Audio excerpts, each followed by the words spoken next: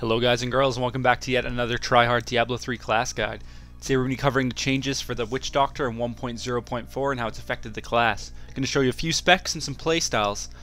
Pretty excited here about the Witch Doctor changes here. So far they've been amazing. Witch Doctor's completely turned around from 1.0.3 and they're doing extremely well. So I'm pretty excited to go over some of the specs and things. So we will get started with the spec today. First one we'll go over is the spec I'm using constantly to farm. There's a few variations of this, and it just depends on personal playstyle, like, you know, how you play. But so far from what I've seen, this is probably the strongest build I've played. I didn't get it from anywhere. I was just messing around with skills for the past few days. So this is what I've came up with. So we'll go over primary and secondary first. First is the primary. This can be changed to whatever you want, but Firebomb is what I use, and I think it's amazing. So what I'm using is Firebomb with the Flash Fire rune. So what this does is it lobs an explosive, like kind of grenade type thing. It's like a skull. It does 110% weapon damage, and it bounces. It does 15% less damage per bounce, and it bounces up to 6 times. That's with the Flash Fire rune. Now, this is amazing, and this is completely personal playstyle. You can swap it for Roll the Bones, which makes it bounce 2 times. Doing AoE damage both times it explodes. So I'll show you the difference. That one bounces twice, and then this one just bounces once, and it bounces off the enemies. The good thing about Flash Fire is it kind of works like Hungering Arrow for Demon Hunters. It actually tracks the enemy. So if you throw it next to the enemy, it'll bounce off the ground onto the enemy, so you don't actually need to exactly hit them, which makes this skill really kind of versatile in terms of, like, you can shoot it around corners and it'll bounce over to the enemy. So the main strong point about your primary is against elite packs when there's, you know, 2 or 3 blue mobs. This bounces back and forth between all of them over and over until the 6 bounces is done. So if you have 5 or 6 of those going at once, it does insane damage. So I'll go over the variations afterwards, but that's the main spell you're using. Secondary is Grasp of the Dead. I'm using, this doesn't really matter which rune you use because they're all pretty good. Death is Life is what I'm using, so it gives you the nice slow of Grasp of the Dead, which I find is kind of required against some elite packs. And then Death is Life has a 10% chance when an enemy is killed inside to summon a zombie dog. Now, like I said, the rune's up to you. I use this one because the other runes seem equally as good, I suppose. The problem with the zombie dog that's summoned is he doesn't get the force armor that the normal zombie dogs do. So the zombie dogs actually die quite easily, but you get him up quite easily as well. So, but the other one I'd recommend using is reduce cooldown Grasp of the Dead to 6 seconds, which is nice, as well as the extra damage, 416% damage instead of 320% is nice as well, and Unbreakable Grasp is good as well, which is 80% reduced slow. But it's up to you. It's up to playstyle. I just like having the extra zombie dogs popping up once in a while. It's quite nice. So, but yeah, okay. So that's your main 2 spells you're gonna be using. Now this one is being buffed like crazy. It seems it's so good. Acid Cloud does 115% initial damage and does an AoE damage. Now what this does, Lob Blob Bomb. I had to practice saying that before the guide. Lob Blob Bomb. Okay, so when you shoot the Acid Cloud, it puts this blob on the ground, which does 250% weapon damage over 5 seconds. Now this is absolutely amazing. If you get a couple of these up, all of those are doing that damage, and they follow enemies around. So if you miss the initial Acid Cloud, that blob will actually chase down the enemies, and it does crazy damage. You drop 3 or 4 of those in the elite pack, they hit 50% health right away. Now, in terms of different runes for this, I wouldn't actually recommend using any of the other ones. Slow Burn was good. The problem is if the enemies run out of the area, it doesn't do well, because obviously they're not getting hit. That's what Lob Blob Bomb is good for, because it chases the enemies down.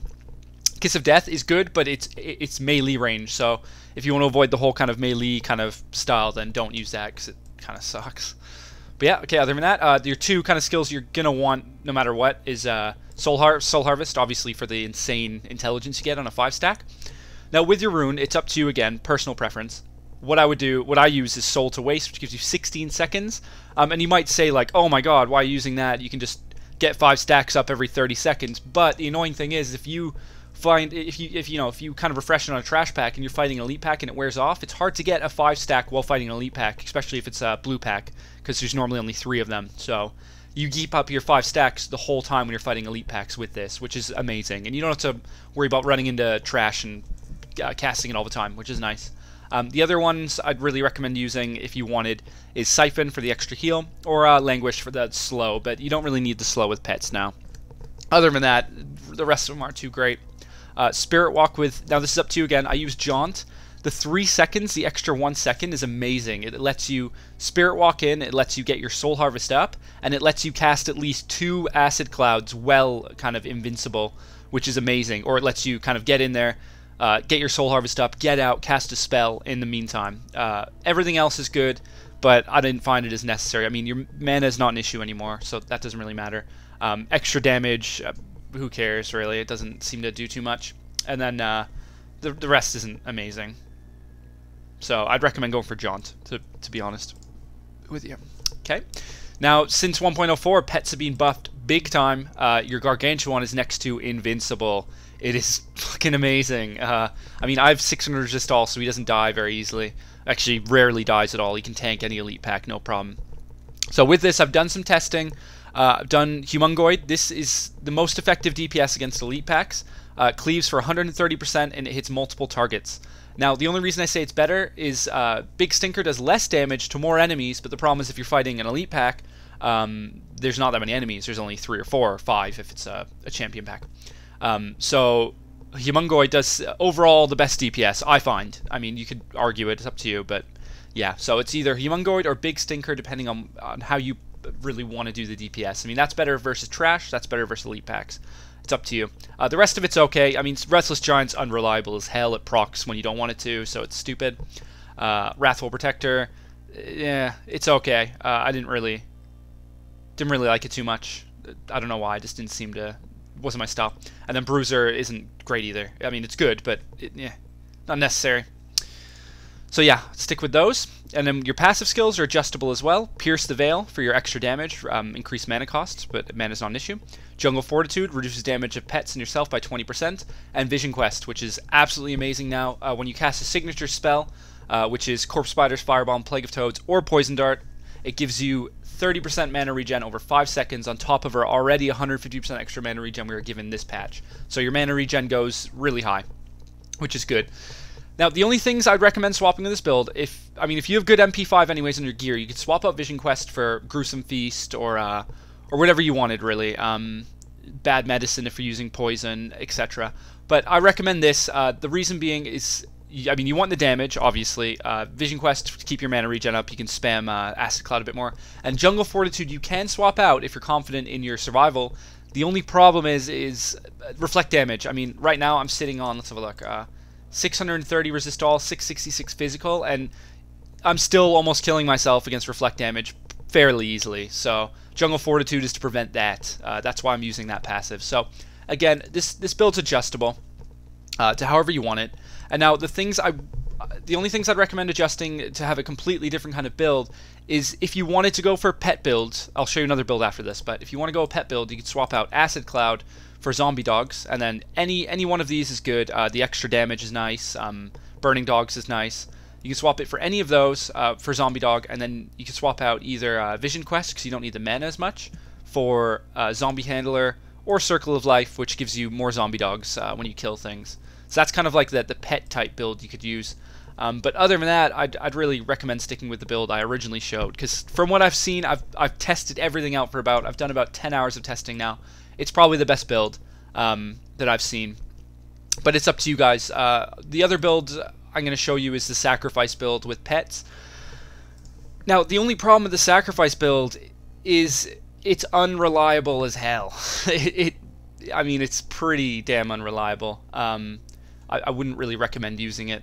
Now, what you can do, okay, with the Sacrifice build, there's 2 ways of doing it. So you want to keep your primary skill and your secondary skill the same, Grasp of the Dead, however you want to do it.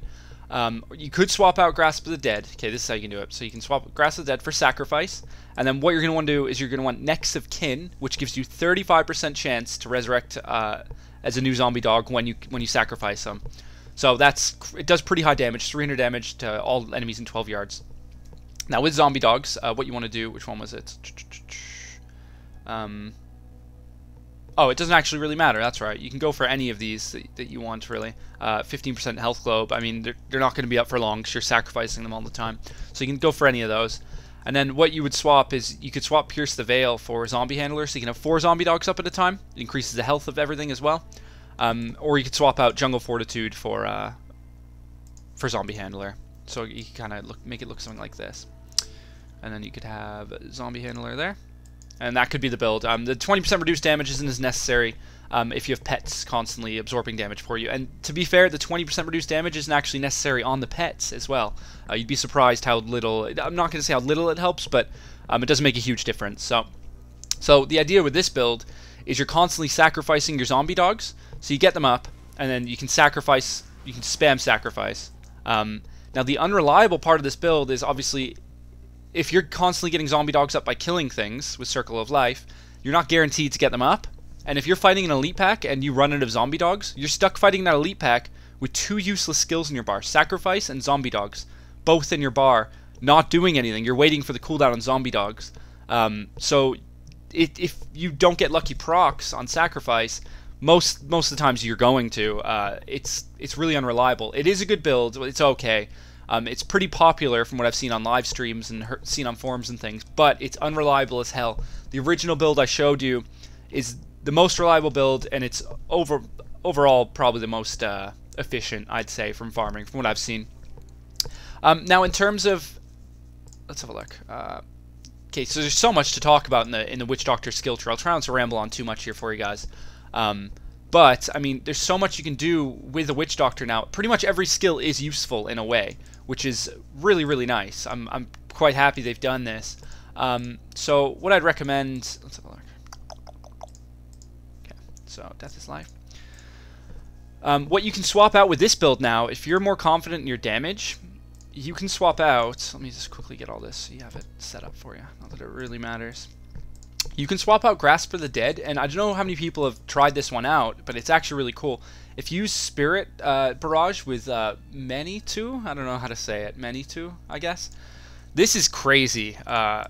So you get this up, and it constantly shoots these spirits around you, and it does insane damage. Like, it's just constant damage going out for 20 seconds straight. Doesn't cost mana, really, and it's up all the time. Now, the only problem I found with this is when you're against Reflect damage, I mean, I live life on the edge sometimes. I hit about, like, 5-10% health. So this kind of kills me sometimes if it's up while I go low health. So you really need to plan ahead while you're fighting Reflect damage. And for that reason alone, I don't use it. I actually stick with Grasp of the Dead, mainly because the slow is nice, and the slow is really good as well. So guys, that about covers it for the spec. I'm going to go on a few playstyles now because I didn't show it in my first guide. If you want to have a look at the follower kind of thing, I'll put a link here and I'll link you to the first guide. I don't want to redo it in this guide. But yeah, I'll show you some playstyles. Obviously, I'm going to be doing updated 1.04 things for the Witch Doctor from now on, so I will be doing updated specs. These aren't the only specs I'm telling you to play with, but from what I've seen, this spec alone is amazing. So I will be updating specs on my channel, so keep an eye out for that. Don't start flaming, be like, oh my god, there's more specs than that. I'm just showing you some really good specs that you can get through Acts 1, 2, 3, and 4 on the Inferno difficulty with. And these are really, this is a really solid spec. I mean, you'll see in all the clips coming up. Really amazing. So yeah, let's get on to some playstyle here. Alright, we're going to cover some playstyles. Not going to keep this section too long. I don't want another 45-minute video that bores the crap out of you. But throughout the section, we'll be going over stutter stepping. Just stuttered while saying stutter stepping. Stutter stepping, resetting the position of your pets. We're going to go over the importance of health globes and leaving them behind, as well as fast mob affixes, just fast mobs in general, and how your pet can pretty much just tank everything, and how he's more or less invincible. So yeah, let's get started. Okay, so the general idea of stutter stepping, if you aren't using it already, is you're moving away from the enemy while not losing DPS. So pretty much what you're doing is you're taking a step forward, holding shift, clicking in the general direction of the enemy, so you're shooting at them. And the idea of this is obviously you're kiting them away, and you're not actually really losing DPS because you're moving in between your cast animations. This is perfect for when your pet is not actually tanking all the mobs, which he doesn't always. They don't always stick to him. So as you can see here, like, my pet isn't tanking that mob, so I'm moving away and shooting over and over, getting distance, a safe distance at that. Alright, so talking about your pet not actually tanking everything, he doesn't always tank every single mob. There's certain mob types you just run straight past him. So what you want to do, obviously, if you're being chased down, you don't have a good slow, is you kite far enough away from your pet to the point where he actually resets position on top of you. So as you can see here, I got far enough away from him and he teleports to you. I think it's probably about 80 yards away from him. So this is completely handy for when you're actually being hunted down by those mobs who ignore him. He will kind of teleport right in their face and get a bit of aggro for a few seconds, at least like 2 or 3 seconds it seems. And if it happens again, you can just keep repeating that kind of process. You can even resummon your pet out to get him back out, which is really useful as well.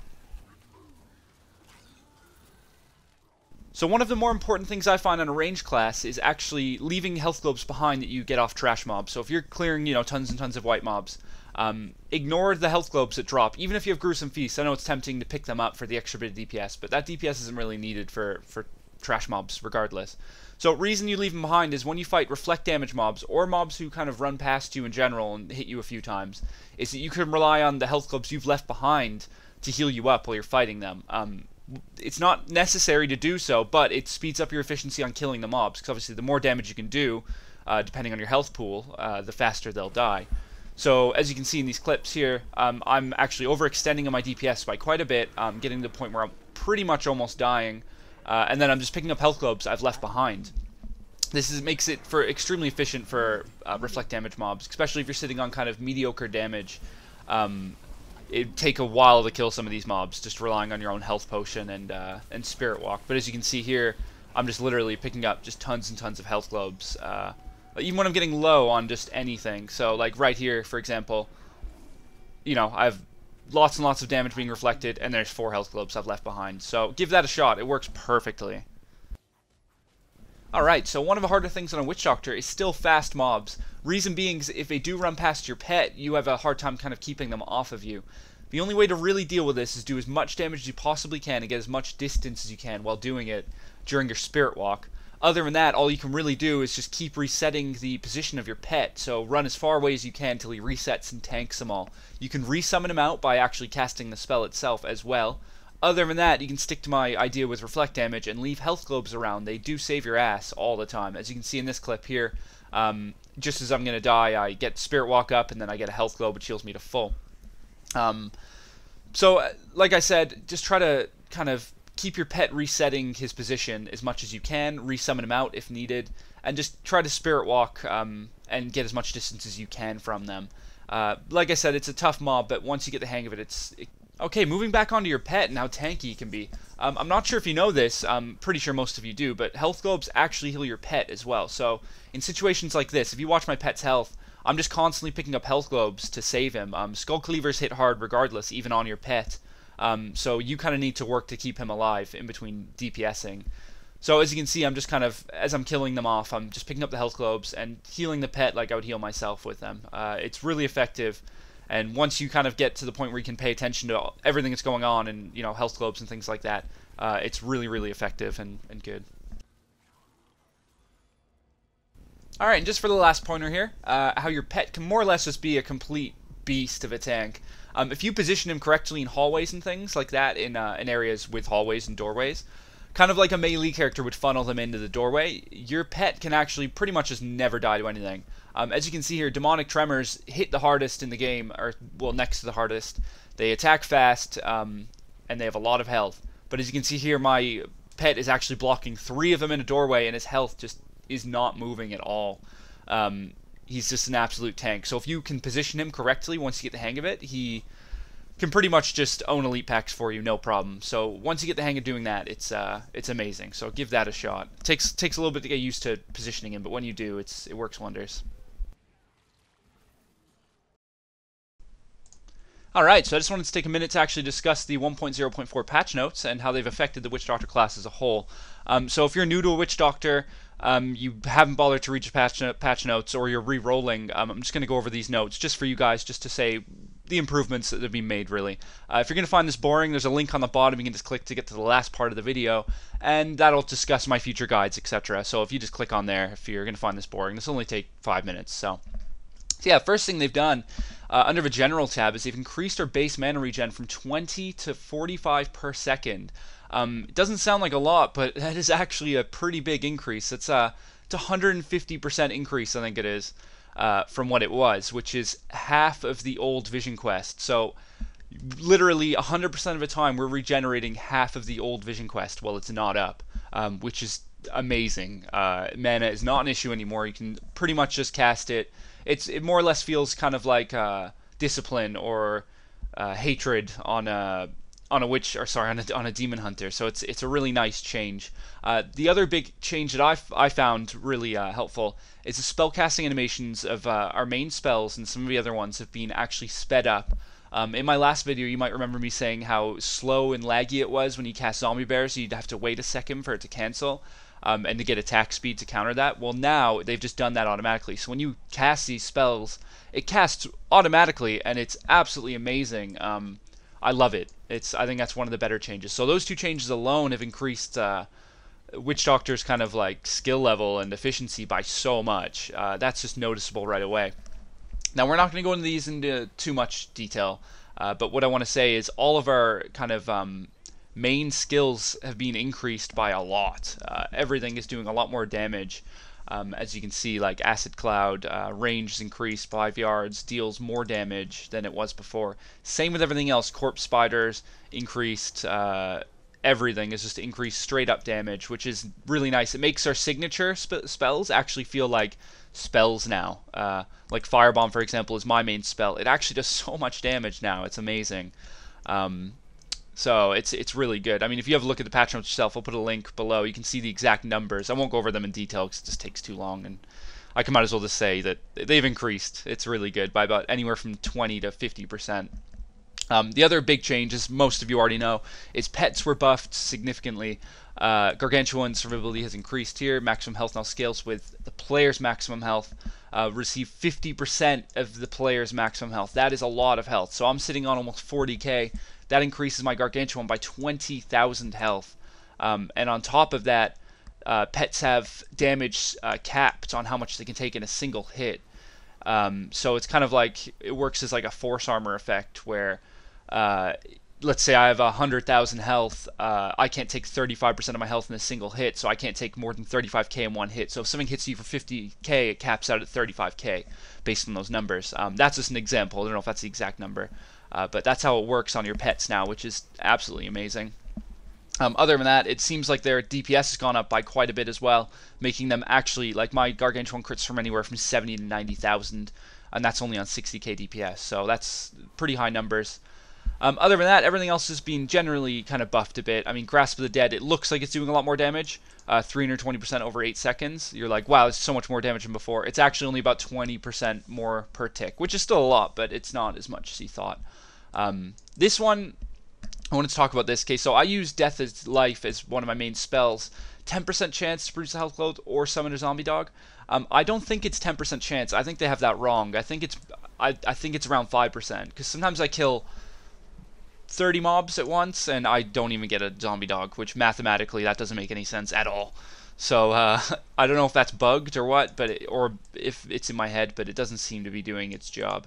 And the zombie dogs you get aren't real zombie dogs. I don't know if that's meant to be like that or not, but they're really dumbed down version of zombie dogs. Who knows? But yeah, other than that, as you can see, everything else like Horrify, reduced cooldown, Plague of Toads, mana cost reduced, things like that have all been kind of increased marginally, which is nice. Spirit Barrage increased. That new rune, Benutu, is buffed big time. It's doing insane damage. So and it's 30 yards away as well. But other than that, everything else is just generally kind of increased damage and values, kind of improving them, making everything's usable now in a Witch Doctor. Pretty much every skill is usable because of these changes, which is nice. Just trying to see if anything really kind of catches my eye. Zombie dogs as well have been increased, as well as the Gargantuan. Same kind of idea. They get 35% of the player's maximum health, not as much as the Gargantuan, but they're not as tanky. And then they have the amount capped on a single hit as well. Oh yeah, and that's the other thing as well. Your armor and resistance scales with your pet now, so they get values of your armor resistance. That's why stacking armor resistance is kind of important now if you're using your pets. I wouldn't actually recommend playing Glass Cannon on a Witch Doctor at all. It just doesn't seem to kind of play out as well as the other classes. But other than that, yeah, everything else is looking pretty good. Nothing too huge around here. A couple passive skill changes. Circle of Life is the main one, where before it was 5% chance on a zombie dog dying, it goes up to 30% chance. And this is increased on the range of your health and pickup radius. So obviously if you get around 20 yards, I'd say it's a magic number. You're constantly having 3 zombie to 4 zombie dogs up, depending on your spec, which is amazing. So yeah, that's something to that's something you should look forward to right now. And then the other change, Grave Injustice from 2% mana life per kill. Not huge. I mean, it's good for killing trash, but I don't find Grave Injustice too important nowadays, now that you're not relying on cooldowns all the time. Other than that, nothing else is being buffed too much. Spirit Vessel's about the same. It's actually been nerfed to 2 seconds, which is I thought was a bit silly, because it's not amazing anyways, but whatever. Oh yeah, and Vision Quest was the main one. Completely revamped. You don't need 4 annoying skills on cooldown to make it proc all the time. You just, when you cast a signature spell, which is Corpse Spider's Firebomb, Plague of Toads, or Poison Dart, you get 30% mana regen. So it's not as good as the old one, because obviously the old one was 300%, but you got to keep in mind you have your 150% base increase, and then the 30% on top of that. So it adds up to a pretty high number, which is really nice. But other than that, yeah, everything else is not buffed too much, just kind of marginal things on the passive skills. But the main ones to look at are Circle of Life and Vision Quest to being buffed to the point where it actually changes the class quite a bit. But yeah, that about covers it for the patch notes. Overall, Witch Doctor's been buffed amazingly in 1.04. Witch Doctor is my new main over my Monk. Sorry, Monks, but I'm loving the Witch Doctor too much right now. And if I have to pick a main, it's my Witch Doctor at the moment. But my Monk I'm playing almost as equally as much. I'm just trying to focus on my Witch Doctor as much, or at the moment a bit more, just to keep up my Paragon levels. But yeah, Witch Doctors, I feel they've been buffed so much, it's actually my new main. They're so good right now. Once you gear them out for your resistances and good DPS, you're indestructible, and it's fun as hell. So yeah, that covers it for the patch notes, guys. Let's conclude the video. Alright guys, that about wraps it up for today's Witch Doctor guide.